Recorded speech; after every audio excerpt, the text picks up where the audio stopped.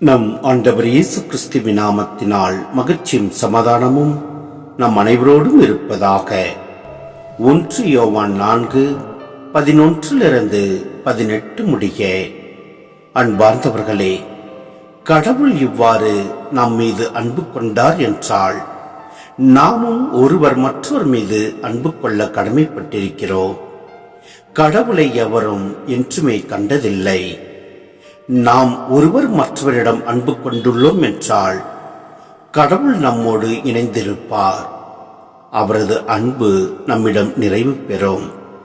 அவர் தமது ஆவியை நமக்கு அருளியதால் நாம் அவரோடு இணைந்திருக்கிறோம் எனவும் அவர் நம்மிடம் இணைந்திருக்கிறார் எனவும் அறிந்து கொள்கிறோம். தந்தை தம் மகனை உலகிற்கு மீட்பராக அனுப்பினார் என்பதை நாங்களே கண்டறிந்தோம், சான்றும் பகர்கிறோம். இயேசுவே இறைமகன் என ஏற்று அறிக்கையிடுபவரோடு கடவுள் இணைந்திருக்கிறார். அவரும் கடவுளோடு இணைந்திருக்கிறார். கடவுள் நம்மிடம் கொண்டுள்ள அன்பை அறிந்துள்ளோம், அதை நம்புகிறோம். கடவுள் அன்பாயிருக்கிறார். அன்பில் நிலைத்திருக்கிறவர் கடவுளோடு இணைந்திருக்கிறார். கடவுளும் அவரோடு இணைந்திருக்கிறார். கடவுள் இருப்பது போல் நாமும் இவ்வுலகில் இருக்கிறோம். எனவே தீர்ப்பு நாளில் உறுதியான நம்பிக்கை கொண்டிருப்போம்.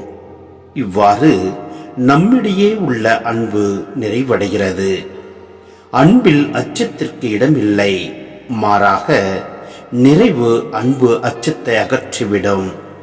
ஏனெனில் அச்சத்தில் தண்டனை உணர்வு அடங்கியுள்ளது. அச்சம் கொண்டுள்ளவரிடம் அன்பு முழு நிறைவு அடையாது. சிந்தனை: அன்புக்கும் கடவுளுக்கும் இடையே உள்ள உறவு குறித்து பேசப்படுகிறது. அன்பின் ஊற்றே கடவுள்தான். அன்பு செலுத்துவோர் கடவுளுக்கு நெருக்கமானோர். அன்பு செலுத்துவதன் வழியாக கடவுளின் சாயலில் வளர்கிறோம். ஏனெனில் கடவுள் அன்பாயிருக்கிறார். கடவுளை யாரும் காண முடியாது. ஏனெனில் அவர் உருவமற்றவர்.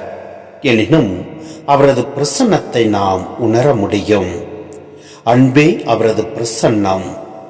அன்பும் நட்பும் எங்குள்ளதோ அங்கே இறைவன் இருக்கின்றார் என்று நாம் பாடுகின்றோம். கடவுள் அன்பு உயர்ந்தது, எல்லையற்றது, நிபந்தனையற்றது. தம் சொந்த மகனையே நம் பாவங்களுக்கு கழுவாயாக அனுப்பும் அளவுக்கு அவர் நம்மீது அன்பு கூர்ந்தார். அதிலும் கடவுள் அன்பின் சிறப்பு என்னவெனில், அவரே நம்மை தேடி வந்து அன்பு கூர்ந்தார். நமக்கு வாழ்வை தந்தார். இழந்த நட்புறவை மீட்டு தந்தார். தம் மகனையே தந்தார். எனவே நம் ஆண்டவர் மீது முழு நம்பிக்கை வைத்து செயல்படுவோம். எல்லாம் வல்ல இறைவன் நம்மை நிறைவாய் ஆசீர்வதிப்பார். ஆமேன்.